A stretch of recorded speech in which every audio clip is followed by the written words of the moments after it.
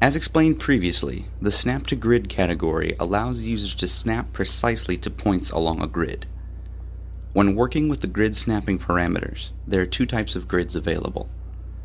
First is the Snap Grid, which shows as the dotted line grid.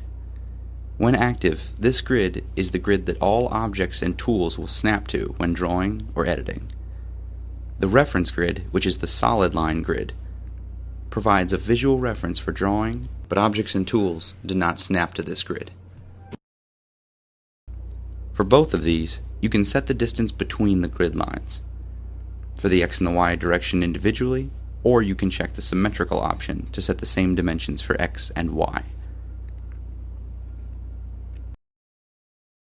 Next, the Grid option lets you set how the grids will behave on screen and when printed.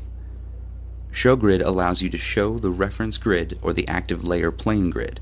However, this grid may not always show, depending on your zoom factor. Keep in mind that if this option, Show Grid, is unchecked, and the Snap to Grid category is still selected in the snapping palette, you will be snapping to the grid even though you can't see it.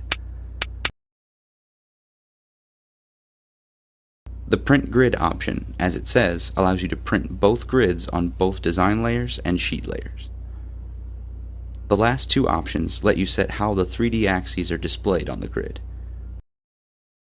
Show 3D Grid Axes displays the blue Z-axis on the grid, and Show 3D Axis Labels provides a clear text label for the X, Y, and Z axes on the active layer plane and working planes. That covers all of the grid snapping settings. Remember that Snap to Grid allows you to edit and create objects using your user-defined grid points.